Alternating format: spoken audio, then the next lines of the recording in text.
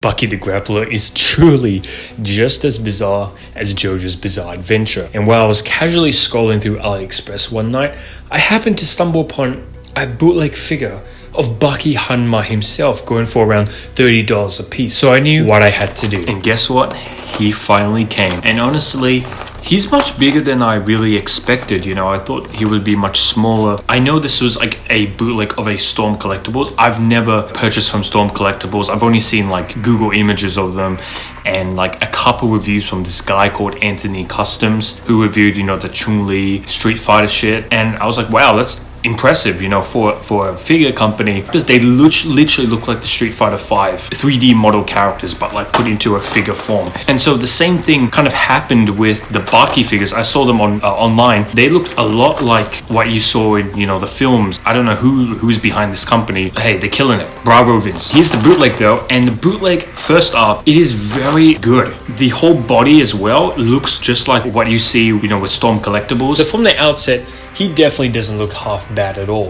If you display him on the shelf, you would be pretty happy. But of course, when it comes to these figures, everything is in the details. I can tell you for one that the scars that you see on his body isn't that clean. However, the shading on his muscle area, you know, the definition of his muscles, the sculpting as well, is done pretty well. Honestly, they could have literally just gave us complete dog shit, but it seemed like they at least put some effort in. Of course, his Reebok underwear, that's made of cloth, just like the original figure. It doesn't hamper articulation, you know, it allows the legs to move and not to be hampered by plastic. Like if that was made of, you know, flexible plastic, yeah, you're gonna have some issues, you know, with him kicking.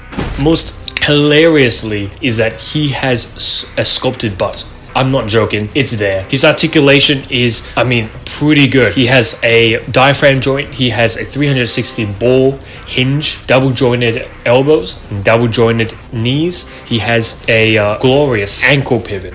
And to top it all off, he also has the toe articulation as well. It can assist in having him do some cool and wacky poses. However, this is where we come to the accessories. So this man comes with a lot of hands. One good thing about this is that he comes with all the hands that the original figure comes with. That's great, that's brilliant. That's definitely 10 times better than Jolaya not being there. I give props to that. However, those hands, you can't even use them at all. You try to plug them in, it doesn't work. You try to plug them into the spare ball joint, doesn't work. Why is that? Well, they all, besides the punching hands, a much smaller hole compared to the diameter of the pin itself. So it is literally impossible to put those extra sets of hands on this figure. I would have loved if the accessories could work. They are sculpted nicely. They have definition in the plastic itself.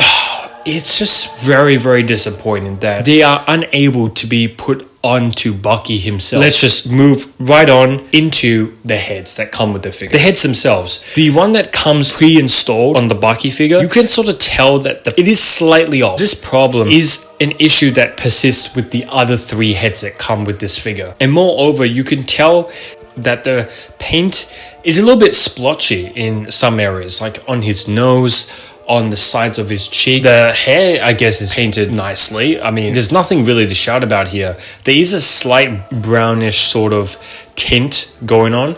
It's definitely noticeable if you look at the crevices of his hair. The eyes, they're not too bad, but you can definitely see that they're not perfect. You can see it's a bit faded in the left eye. So all around, without even opening this packaging, I'm actually quite happy with my purchase so far. So let's just crack into this bad boy and let's just see if he lives up to the hype.